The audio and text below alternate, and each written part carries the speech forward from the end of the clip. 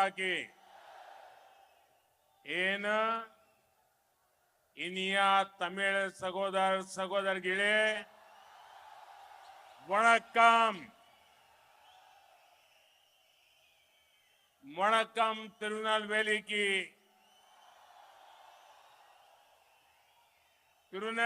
की इस पावन धरती पर मैं नेल्लई अप्पर और कांतिमती अम्मा के चरणों में नमस्कार करता हूं। मैं आपका ये उत्साह, आपका ये जन समर्थन, ये डीएमके और इंडी अलायंस की नींद उड़ा रहा है। आज पूरा तमिलनाडु कह रहा है, फिर एक बार मोदी सरकार, फिर एक बार मोदी सरकार, फिर एक बार फिर एक बार फिर एक बार। அன்பர்களே, என் இனிய தமிழ் சகோதர சகோதரிகளே வணக்கம். இந்த புண்ணிய பூமியான திருநெல்வேலியில முதலில் நெல்லையப்பருக்கும் காந்திமதி அம்மா அவர்களின் பாதங்களுக்கும் என் வணக்கத்தை தெரிவித்து என் உரையை தொடங்குகிறேன். வரலாற்று பெருமை மிக்க இந்த நெல்லை ஒரு மாற்றத்தின் குரலா வர்றதுனால உங்களோட உற்சாகம், உங்களோட இந்த வரவேற்பு, உங்களுடைய இந்த பங்களிப்பை பார்த்தோன்னே டிஎம்கேக்கும் அவங்க காங்கிரஸ் இண்டி கூட்டணிக்கு தூக்கமே தொலைஞ்சு போயிருக்கும். உங்களுடைய ஆதரவுக்கு தலை வணங்குகிறேன். साथियों, कल ही तमिल पुत्तांडु का पवित्र अवसर भी था। बीजेपी ने तमिल पुत्तांडु के ही दिन नववर्ष में नए भारत के संकल्प के लिए अपना संकल्प पत्र जारी किया है। बीजेपी के मैनिफेस्टो को लोग मोदी का गारंटी कार्ड बोल रहे हैं।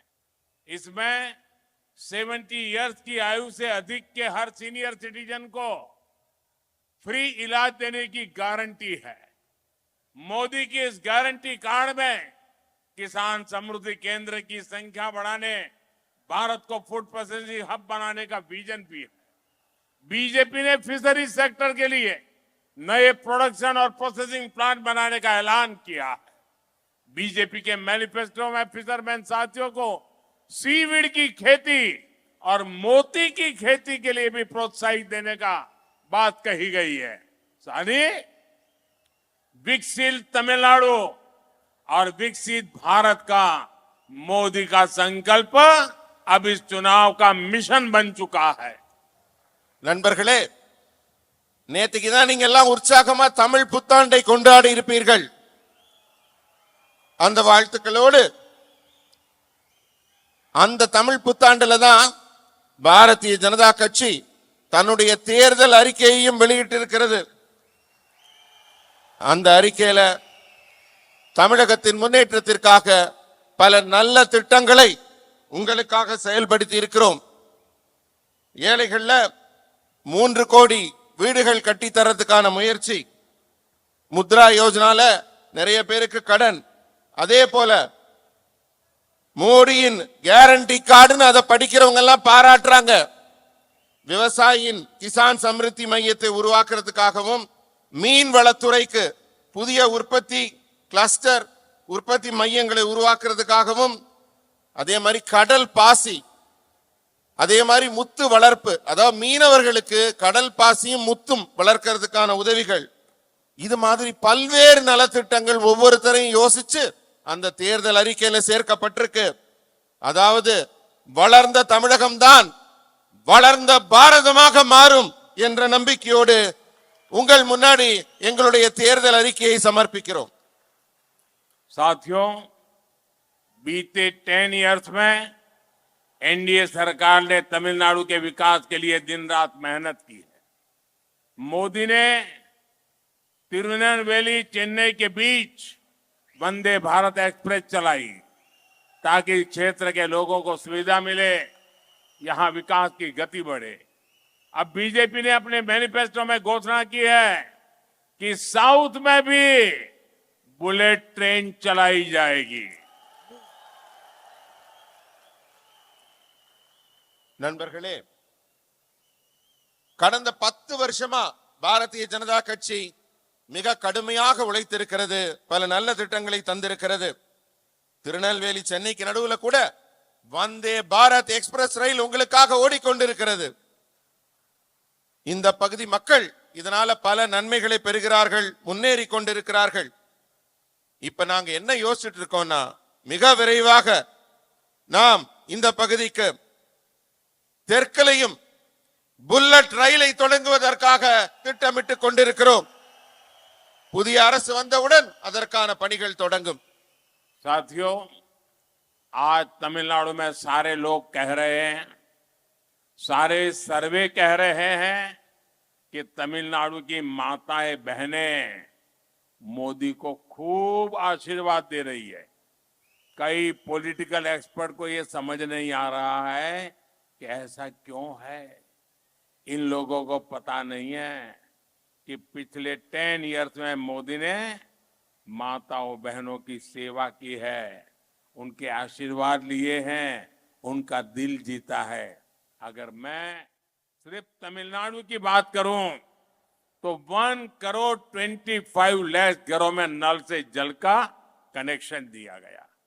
यहां 12 लाख पक्के घर बनाए गए, 40 लाख से ज्यादा गैस कनेक्शन दिए गए, 57 लाख से ज्यादा शौचालय बनवाए गए। गर्भवती महिलाओं को 800 करोड़ रुपए से ज्यादा धनराशि दी गई। मुद्रा योजना के तहत तमिलनाडु के लोगों को करीब करीब 3 लाख करोड़ रुपए की मदद दी गई। अब बीजेपी ने अपने मैनिफेस्टो में जो घोषणाएं की है, उसका बड़ा लाभ हमारी तमिलनाडु की माताओं बहनों बेटियों को मिलेगा। நண்பர்களே, கடந்த 10 வருஷத்துல தமிழகத்தில் இருக்க தாய்மார்களும் சகோதரிகளும் மோடியை ஆதரிக்கிறார்கள் என்று எல்லாரும் ரொம்ப ஆச்சரியப்படுறாங்க. பல நிபுணர்களுக்கும் அரசியல் வித்தகர்களுக்கும் இதற்கான காரணம் என்னன்னு புரியல. எப்படி தமிழ்நாட்டில் மோடி அவர்களுக்கு இந்த ஆதரவும் அன்பும் பெருகி கொண்டிருக்கிறதுன்னு அவங்க எல்லாரும் எல்லா சர்வேயும் படிச்சு குழம்பி போயிருக்கிறார்கள். இதுக்கெல்லாம் ஒரு காரணம் என்னென்றா, நான் அவர்களுடைய சிரமத்தையும் அவர்கள் படும் துன்பத்தையும் உணர்ந்திருப்பதால அவர்களுக்கு தேவையான வசதிகளை செய்து கொடுக்க வேண்டும் என்று நினைக்கிறேன். அதனாலதான் கடந்த 10 ஆண்டுல 1,25,00,000 வீடுகளுக்கு குடிநீர் இணைப்பு ஜல்ஜீவன் மிஷன்ல கொடுத்திருக்கோம். ஆவாஸ் யோஜனால 12 லட்சம் வீடுகள் கட்டி இருக்கோம். இதெல்லாம் பெண்கள் பேர்ல தான். 40 லட்சம் பேருக்கு கேஸ் இணைப்பு கொடுத்திருக்கோம். 57 லட்சம் கழிப்பறைகள் கட்டியிருக்கோம். கர்ப்பிணி பெண்களுக்கு கிட்டத்தட்ட 800 கோடி ரூபாய்க்கு நிதி உதவி கொடுத்திருக்கோம். முத்ரா லோன் கிட்டத்தட்ட 3 லட்சம் கோடி வழங்கப்பட்டிருக்கிறது. இப்படி எல்லாம் தாய்மார்களுக்கு தொண்டு செஞ்சா அவங்க அன்பு ஏன் கிடைக்காது? देखिए, ये गुड़िया भारत माता बन के आई है। वाह साथियों, जो तमिल भाषा से प्रेम करता है, जो तमिल संस्कृति से प्रेम करता है, आज उसकी पहली पसंद बीजेपी बन गई है। अब बीजेपी ने अपने मैनिफेस्टो में हमारी तमिल भाषा को वैश्विक पहचान दिलाने की गारंटी दी है। बीजेपी तमिलनाडु की हेरिटेज साइट्स को ग्लोबल टूरिस्ट मैप पर लाने के लिए भी दिन रात मेहनत करेगी। बीजेपी ने पूरी दुनिया में तिरुवल्लुवर कल्चरल सेंटर्स के निर्माण का भी संकल्प लिया है। நண்பர்களே, இங்க பாருங்க, ஒரு குழந்தை எவ்வளவு அழகாக பாரத மாதாவின் வேஷத்தை அணிந்து இங்க நம்ம முன்னாடி வந்திருக்குன்னு பாருங்க. அந்த குழந்தையை காட்டுங்க. பாரத மாதா வேடம் போட்டு ஒரு சின்ன குழந்தை வந்திருக்கு. அதுக்கு எல்லா கரகோஷம் கொடுங்க. நண்பர்களே, தமிழ் மொழியை நேசிக்கிறவங்க, தமிழ் கலாச்சாரத்தை நேசிக்கிற நீங்கள் எல்லாரும் பாரதிய ஜனதா கட்சியும் நேசிக்க ஆரம்பிச்சிட்டீங்க. இப்ப பாரதிய ஜனதா கட்சி அதனால தன்னுடைய தேர்தல் அறிக்கையில என்ன சொல்லி இருக்கு தெரியுமா? நம்ம தமிழ் மொழிக்கு உலகத்தின் அங்கீகாரத்தை பெற்று தருவதாக வாக்களித்திருக்கிறது. தமிழ்நாட்டோட பாரம்பரிய சின்னம் உலக சுற்றுலா வரைபடத்தில் கொண்டு வரப்பட போகிறது. உலகத்துல யார் எங்க போகணும்னாலும் தமிழ்நாட்டுக்கு வரணும்னு நினைக்க வைப்போம். உலகம் முழுவதும் திருவள்ளுவர் பண்பாட்டு மையம் அப்படிங்கிற ஒரு கலாச்சார மையம் ஏற்படுத்தப்படும்.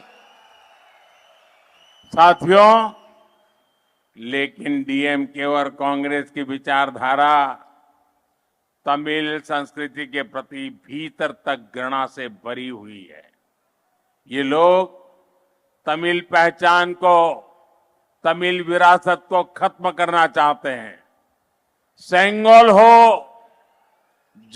जलीकट्टू हो, आप सभी ने देखा है कि कैसे डीएमके और कांग्रेस ने इसका विरोध किया।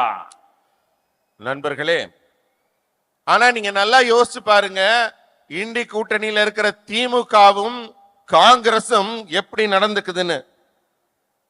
அவங்க சித்தாந்தமே வெறுப்பினாலையும் எதிர்ப்பினாலையும் உருவாக்கப்பட்டது. அவங்க தமிழ் அடையாளத்தையும் தமிழர் பாரம்பரியத்தையும் பண்பாட்டையும் அழிக்க நினைக்கிறார்கள் திராவிடத்தின் பெயரால். அது செங்கோலாகட்டும், தமிழ்நாட்டின் பாரம்பரிய விளையாட்டான ஜல்லிக்கட்டாகட்டும், திமுகவும் காங்கிரசும் அதை எப்படி எதிர்த்தார்கள் என்பதை மறந்து விடாதீர்கள். இதெல்லாம் நீங்க கண்டிப்பாக உங்கள் நினைவில் வைத்திருக்க வேண்டும். साथियों, दक्षिण तमिलनाडु का ये पूरा क्षेत्र वीरता और राष्ट्रवाद की धरती कहा जाता है। मर्दु ब्रदर्स हो या वीरा पांड्या कट्टा बोपन्न का या वीर मंगई वेलू नाचियार जी हो, इन शूरवीरों ने पूरे जीवन विदेशी शासन के खिलाफ लड़ाई लड़ी। इसी तरह स्वतंत्रता आंदोलन के दिनों में भी मुत्तू रामलिंग तेवर जी से प्रभावित होकर बहुत से नौजवान यहां नेताजी सुभाष के आंदोलन से जुड़े थे। देश के लिए लड़ने वाले इन लोगों का सपना क्या था? वो चाहते थे कि भारत एक ऐसा सशक्त और समृद्ध देश बने जिसका सम्मान पूरे विश्व में हो। आज जब हम भारत के दुश्मनों को उनकी ही भाषा में जवाब देते हैं तो हम इन्हीं महापुरुषों का सपना पूरा होता है। आज हर वो व्यक्ति जो देश से प्रेम करता है उसकी पहली पसंद बीजेपी है। நண்பர்களே, தென் தமிழ்நாட்டுல இருக்கிற இந்த பகுதியை பத்தி நான் யோசிச்சு பார்க்கும்போது எனக்கு நினைவுக்கு வருவது எல்லாமே இந்த பகுதியில பொங்குற வீரமும் தேச பற்றும் மட்டும்தான். இதுக்கு எவ்வளவு உதாரணம் இருக்கு. மருது சகோதரர்களாகட்டும், வீரபாண்டிய கட்டபொம்மன் ஆகட்டும், வீரமங்கை வேலு நாச்சியாராகட்டும், எப்பேற்பட்ட துணிச்சல் மிக்கவர்கள். தன் வாழ்நாள் முழுவதும் அந்நிய ஆட்சியை எதிர்த்து போராடிய வீரர்கள். இந்த போல சுதந்திர போராட்ட காலத்துல எனக்கு இன்னும் ஞாபகம் வருது, நம்முடைய முத்துராமலிங்க தேவர் அவருடைய தாக்கத்தால தானே நேதாஜி சுபாஷ் சந்திர போஸுக்கு கூட இந்த பகுதியிலிருந்து ஏராளமான வீரம் மிக்க தமிழர்கள் சென்றார்கள். இவங்களோட கனவெல்லாம் என்ன யோசிச்சு பாருங்க. அவங்களுக்கு தனிப்பட்ட ஆசைகளா இருந்தது. இந்தியா ஒரு வலுவான மற்றும் வளமான நாடாக வர வேண்டும் என்று அவர்கள் விரும்பினார்கள். அதனாலதான் இந்தியா இன்றும் மதிக்கப்படுகிறது. இந்தியாவோட எதிரிகளுக்கெல்லாம் இப்ப அவங்க பாஷையிலேயே நம்ம பதிலடி கொடுக்கிறோம். எதிரி நாடுகளுக்கு இன்று G20 மாதிரி உலகளாவிய நிகழ்வுகளில் எல்லாம் இந்தியா மிகப்பெரிய பெருமை பெறுகிறது. நம்ம நாட்டை நேசிக்கும் ஒவ்வொரு மனிதருக்கும், இந்தியாவின் மேல் பற்று வைத்திருக்கும் ஒவ்வொரு மனிதருக்கும் பாஜக தான் பிடித்தமான கட்சியாக இருக்கும். साथियों, बीजेपी तमिलनाडु का विकास करती है क्योंकि बीजेपी तमिलनाडु की विरासत का सम्मान करती है, उससे प्रेरणा लेती है।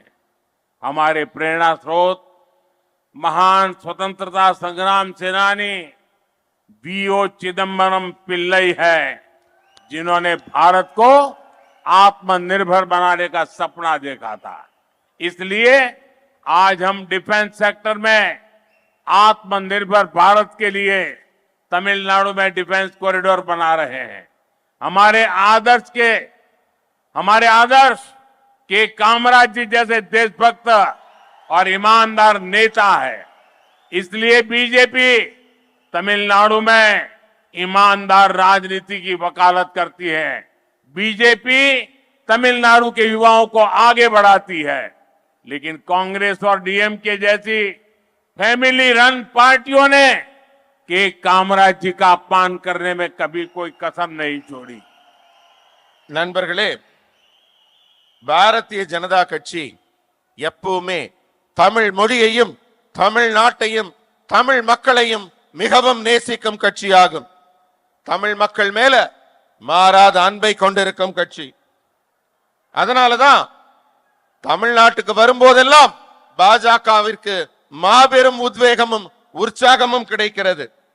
இன்றைக்கு இந்தியா தன்னிறைவு அடைய செய்ய வேண்டும் என்று போராடிய சுதந்திர போராட்ட வீரர் இந்த பகுதியைச் சேர்ந்த வாவு சிதம்பரம் பிள்ளை அவர்களை நான் நினைத்து பார்க்கிறேன்.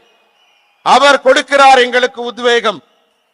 அவர் பேர்ல கொண்ட உத்வேகம், கப்பலோட்டி அவர் காட்டின வழியில தான் இன்றைக்கு பாதுகாப்பு துறையில இந்தியா தன்னிறைவு பெற்றுக் கொண்டிருக்கிறது. அதனாலதான் தமிழ்நாட்டிலேயே பாதுகாப்பு வழித்தடத்தை உருவாக்கி இருக்கிறோம். காமராஜர் என்று ஒரு மாபெரும் தலைவர், தேசபக்தியும் நேர்மையும் கொண்ட தலைவர். அவரை பின்பற்றித்தான் பாஜக இன்று நேர்மையான தூய்மையான அரசியலை முன்னெடுத்து செல்கிறது. ஆனா காங்கிரசும் திமுகவும் காமராஜரை தொடர்ந்து அவமதித்துக் கொண்டுதான் இருக்கிறது. बीजेपी तमिलनाडु में एमजीआर जैसे नेताओं के सपनों को आगे बढ़ाने के लिए काम कर रही है। डीएमके ने हमेशा एमजीआर की विरासत का भी अपमान किया है। डीएमके ने जयललिता जी के साथ भी कैसा कैसा व्यवहार किया था, उन्हें सदन में अपमानित किया था। ये भी तमिलनाडु के लोग भूले नहीं हैं। यहां देवेंद्र कुल के वेलालर कम्युनिटी की बहुत पुरानी डिमांड को पूरा करने का काम भी एनडीए सरकार ने किया है और नरेंद्र देवेंद्र से बहुत अलग नहीं है। நண்பர்களே, எங்களுடைய லட்சியம் தூய்மையான அரசியல். அதுல பயணிக்கும் போது எம்ஜி ராமச்சந்திரன் என்ற ஒரு மாபெரும் தலைவரின் கனவுகளை தமிழகத்துல முன்னெடுத்து செல்லுகிறது பாஜக. எம்ஜிஆரின் பாரம்பரியத்தையும் திமுக தொடர்ந்து அவமதித்துக் கொண்டுதான் இருக்கிறது. இதே போல நம்ம யோசிச்சு பார்த்தோம்னா, சகோதரி ஜெயலலிதா அவர்களை கூட திமுக நடத்திய விதம், சட்டசபையில் அவர் அவமதிக்கப்பட்ட விதம், இவை எல்லாத்தையும் நம்மளால மறக்க முடியாது. இங்க என்டிஏ அரசு தேவேந்திர குல வேளாளர்கள் சமூகத்தின் மிக பழமையான கோரிக்கையை நிறைவேற்றி வைத்திருக்கிறது. மேலும் உங்களுக்கு நான் சொல்றேன், நரேந்திரன் உங்களை போன்ற தேவேந்திரனிடமிருந்து வேறுபட்ட மனிதன் அல்ல. डीएमके और कांग्रेस की मिलीभगत कैसे देश विरोधी है, ये सच्चाई अब पूरा देश जान गया है। इन्हीं लोगों ने हमारा कच्चतीवू आइलैंड तमिलनाडु से काटकर दूसरे देश को दे दिया। इतना ही नहीं, तमिलनाडु के लोगों के उनको अंधेरे में रख करके, उनके सामने झूठ बोल करके पर्दे के पीछे पाप किया है। आज भी हमारे फिशरमैन भाइयों, डीएमके और कांग्रेस के इस पाप की सजा मिलती है। उनका ये पाप 4 दशक से छिपा हुआ था। अब बीजेपी से तमिलनाडु की जनता के सामने ले आई है, तो इनकी बोलती बंद हो गई है। நண்பர்களே, திமுக காங்கிரஸ் கூட்டணி எவ்வளவு தேச விரோத செயல்களை செய்திருக்கிறது என்பதை நாம் நினைத்து பார்க்க வேண்டும். இந்த நாடு முழுவதற்கும் இந்த உண்மை தெரியும். இவங்க கச்சத்தீவை, தமிழ்நாட்டின் உயிர் நாடியான பிரதேசத்தை எப்படி நம்மிடமிருந்து துண்டித்து வேற நாட்டுக்கு கொடுத்தாங்கன்னு திமுகவும் காங்கிரசும் திரைமறைவாக ரகசியமாக செய்த இந்த வரலாற்று பிழையை மன்னிக்கவே முடியாத பாவமாக நான் கருதுகிறேன். ஏன்னா இதுக்கு நம்ம தமிழக மீனவர்கள் தான் தண்டிக்கப்படுறாங்க. அவங்க செஞ்ச பாவத்துக்காக பல தலைமுறைகளாக நமது மீனவர்கள் பயன்படுத்தி கொண்டு வந்த அந்த இடத்தை திரைமறைவில் ரகசியமாக தாரை வார்த்ததை பாரதிய ஜனதா கட்சி தான் சமீபத்தில் ஆவணங்களோடு அம்பலப்படுத்தியது. இது அவர்கள் செய்த தேச துரோகம். साथियों, हमारा तमिलनाडु इस समय फैमिली रन पार्टीज के करप्शन और स्कैम की बहुत बड़ी त्रासदी से गुजर रहा है। इतना ही नहीं, ये लोग आपके बच्चों को ड्रग्स के नर्क में धकेल रहे हैं। आज तमिलनाडु में जगह जगह ड्रग्स का जहर फैल चुका है। इन ड्रग्स माफियाओं को किसका संरक्षण हासिल है, ये तमिलनाडु का बच्चा बच्चा जानता है। मां बाप अपने बच्चों का जीवन बर्बाद होते देख रहे हैं, लेकिन ताकतवर लोगों के आगे लाचार है। मैं आपको ये भरोसा दिलाने आया हूं, आपके आशीर्वाद से मोदी इन भ्रष्टाचारियों के साथ साथ इन ड्रग्स माफियाओं से भी लड़ेगा। मोदी तमिलनाडु की युवा पीढ़ी को बर्बाद नहीं होने देगा।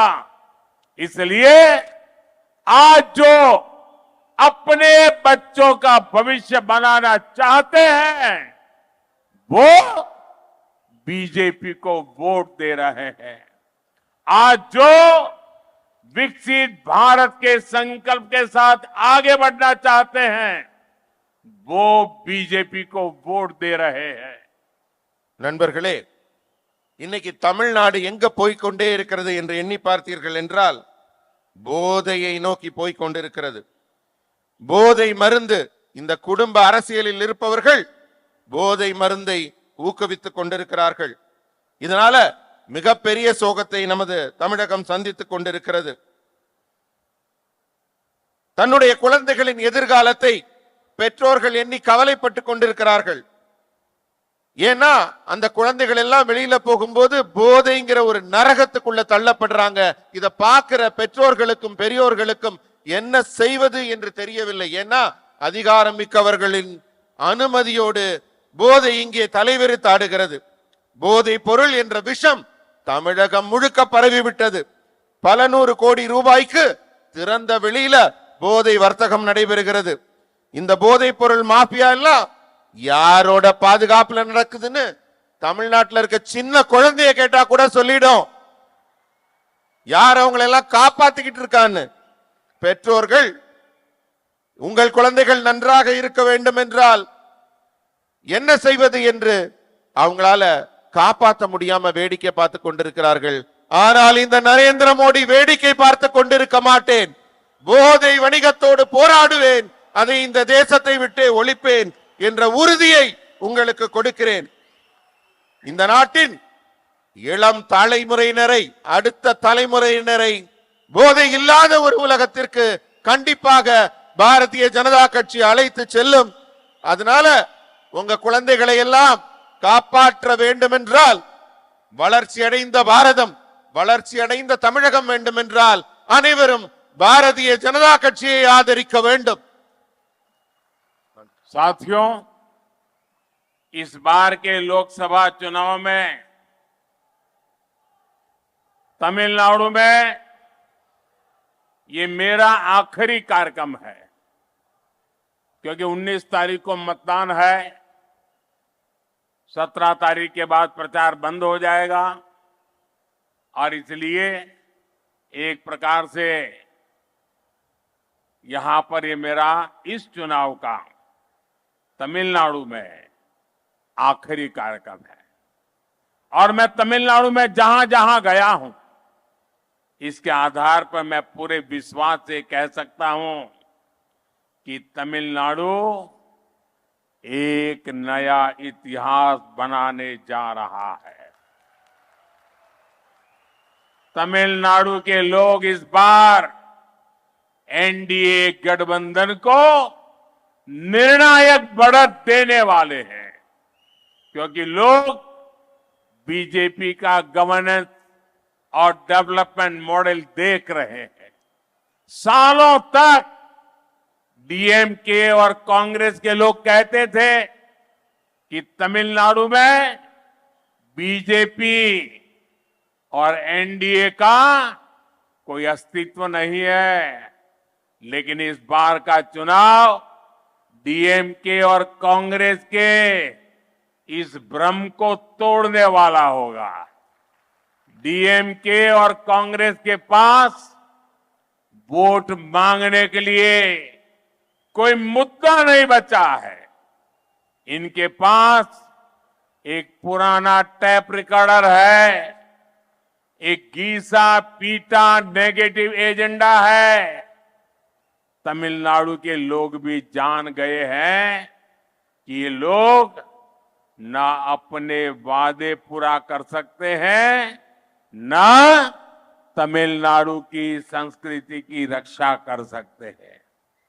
मैं आज विशेष रूप से तमिलनाडु के फर्स्ट टाइम वोटर से अपील करता हूं, आपने कई बार विपक्षी दलों को मौका दिया है, एक बार मेरे फर्स्ट टाइम वोटर्स, मेरी माताएं बहनें, मेरे किसान भाई बहन, एक बार एनडीए को अपना वोट दीजिए और हम पूरी शक्ति से आपके विकास के लिए काम करेंगे। आपके सपने, ये मेरा संकल्प है। मेरा पल पल आपके नाम है। मेरा पल पल देश के नाम है। 24/7 फॉर 2047। நண்பர்களே, இப்ப நான் உங்க முன்னாடி நிக்கிற இந்த தேர்தல் பிரச்சார கூட்டம் தான் இந்த தேர்தலுக்காக நான் கலந்து கொண்டு தமிழக மக்களை சந்திக்கும் கடைசி கூட்டமாக இருக்கும். ஏன்னா 19ஆம் தேதி உங்களுக்கு தேர்தல் நடக்க போகுது.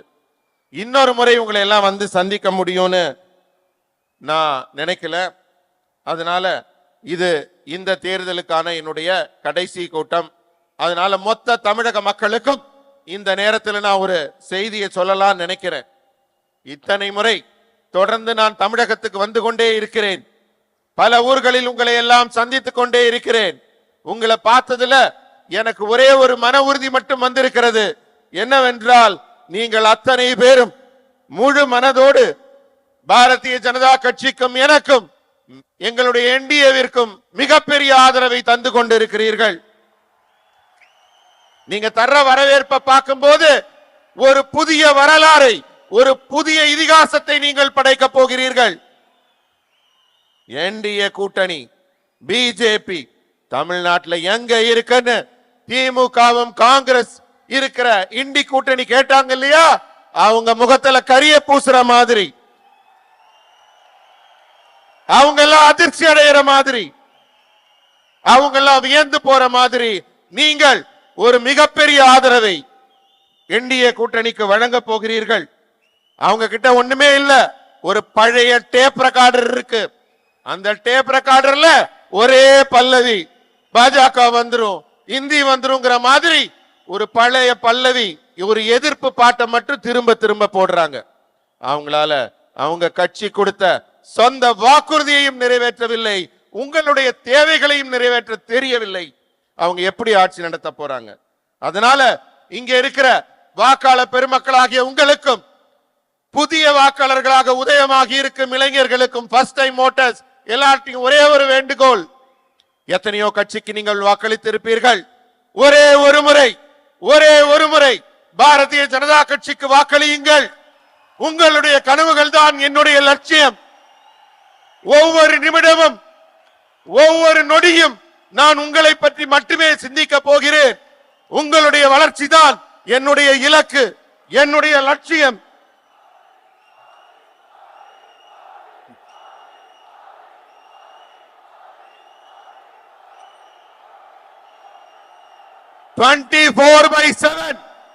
ஒரு நாளின் 24 மணி நேரமும் 24/7 என்னுடைய இலக்கு 2047. 2047 தான் 24/7 என்னுடைய சிந்தனையாக இருக்கும். உங்களுக்கு மிகப்பெரிய வளர்ச்சியை உருவாக்கி கொடுக்கும்.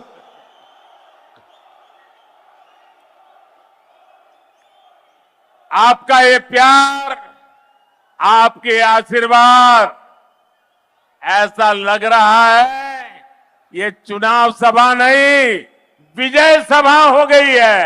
உங்களுடைய அன்பும் உங்களுடைய ஆதரவும் இந்த வரவேற்பும் உங்களுடைய குரலையும் கேட்கும் போது இது தேர்தல் கூட்டமாக தெரியவில்லை, வெற்றியின் கூட்டமாக தெரிகிறது.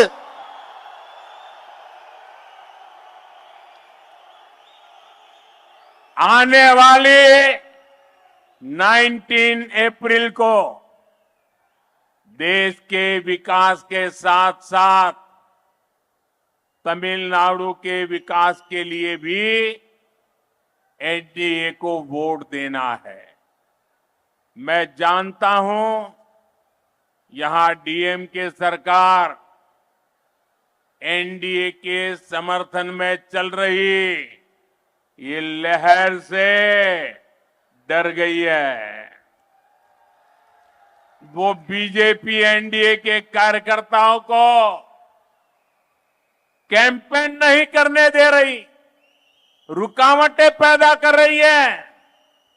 लेकिन मैं बीजेपी एनडीए के हर कार्यकर्ताओं को कहूंगा, तमिलनाडु के लोग आपके साथ हैं. मैं आपको विश्वास दिलाता हूं, मैं आपके साथ हूं. நண்பர்களே, வர்ற 19ஆம் தேதி தேர்தல் நடக்க போகுது.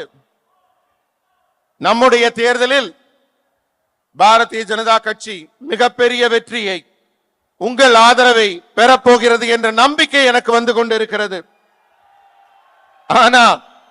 ஆனா இங்க ஆட்சியில் இருக்க திமுக அரசுக்கு பயம், பதட்டம் வந்துவிட்டது. எங்கடானு என உங்க அலை போல நீங்க வர்றீங்க, பேரலை போல ஆதரவு தர்றீங்க. உங்களை எல்லாம் பார்த்து பயப்படுறாங்க. பாரதிய ஜனதா கட்சியோட தேர்தல் பிரச்சாரத்தை தடுக்க ஆரம்பிச்சிட்டாங்க. அந்த அளவுக்கு அவர்கள் பயப்படுகிறார்கள். ஆனா நான் பிஜேபி காரியகர்த்தாக்கள் அனைவருக்கும் சொல்லுகிறேன், நீங்க பயப்பட வேண்டாம். மொத்த தமிழ்நாடு உங்க கூட நிக்குது. நான் உங்க கூட இருக்கேன். உங்களை யாரும் ஒன்றும் செய்ய முடியாது. அதனால துணிச்சலோட நீங்க உங்க தேர்தல் பிரச்சாரத்தை முன்னெடுக்கலாம். 19 अप्रैल को हर बूथ पर आपको ज्यादा से ज्यादा मतदान करना है। साथियों, एनडीए ने तिरुनेलवेली से श्री नयनार नागेंद्र को, कन्याकुमारी से श्री पोन राधाकृष्णन को, कांची से श्री जॉन पैनियन को और तुत्तुकुड़ी से एसडीआर विजया सिलन को और विरुद्धनगर से श्रीमती राधिका शरद कुमार को अपना उम्मीदवार बनाया है। नண்பர்களே, ये सब लोग दिल्ली में आपकी आवाज बनेंगे। इतना ही नहीं, मैं देश के विकास के साथ तमिलनाडु का बहुत विकास करना चाहता हूं। ये मेरे साथी मेरे उस काम को आगे बढ़ाने के लिए मुझे इनकी दिल्ली में जरूरत है। आपको मेरा अनुरोध, इसके साथ साथ में मेरा आपसे आग्रह भी है, तमिलनाडु के हर परिवार में जाइए और जाकर के कहना, मोदी जी ने आपको वणक्कम कहा है, हर परिवार तक मेरा वणक्कम पहुंचाना। நண்பர்களே, வர்ற 19ஆம் தேதி தேர்தல் நடைபெற இருக்கு. நம்முடைய பாரத நாட்டின் வளர்ச்சிக்காகவும் தமிழ்நாட்டின் வளர்ச்சிக்காகவும் என்டிஏ கூட்டணியில் போட்டியிடும் வேட்பாளர்கள் இங்கே வந்திருக்கிறார்கள். திருநெல்வேலியிலிருந்து நம்முடைய திரு நயினார் நாகேந்திரன் அவர்கள், கன்னியாகுமரியிலிருந்து திரு பொன் ராதாகிருஷ்ணன் அவர்கள், தென்காசியிலிருந்து திரு ஜான் பாண்டியன் அவர்கள், தூத்துக்குடியிலிருந்து திரு எஸ்டிஆர் விஜயசீலன் அவர்கள், விருதுநகரிலிருந்து திருமதி ராதிகா சரத்குமார் அவர்கள் போட்டியிடுகிறார்கள். விளவங்கோடு சட்டமன்ற தொகுதியிலிருந்து நந்தினி அவர்களும் போட்டியிடுகிறார்கள். இதுல பாராளுமன்றத்தில் போட்டியிடுறவங்க எல்லாம் டெல்லியில உங்க குரலை எதிரொலிப்பார்கள். இவங்க எல்லாம் வெற்றி பெற செய்ய வேண்டியது உங்க கடமை. ஏன் தெரியுமா?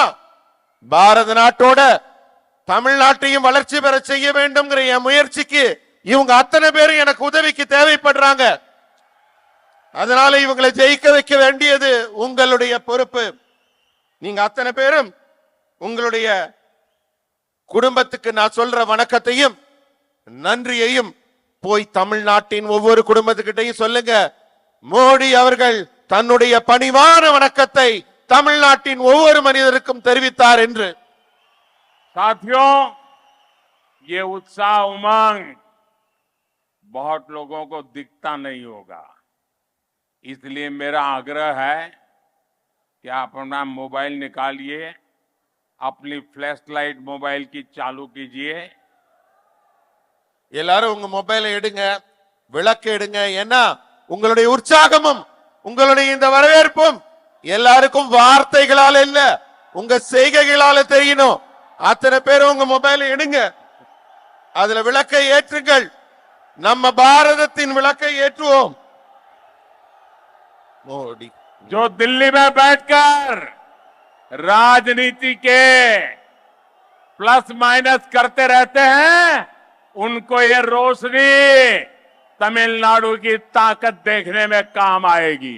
டெல்லியில இருட்டு அறையில உட்கார்ந்து கொண்டு இந்தி கூட்டணிக்காரங்க ஒரு வேஷம் போட்டுட்டு இருக்காங்க இல்லையா, அவங்களுக்கு நீங்க காட்டுற வெளிச்சம் டெல்லியில தெரியும், உங்க உற்சாகம் தெரியும், உங்க வரவேற்பு தெரியும்.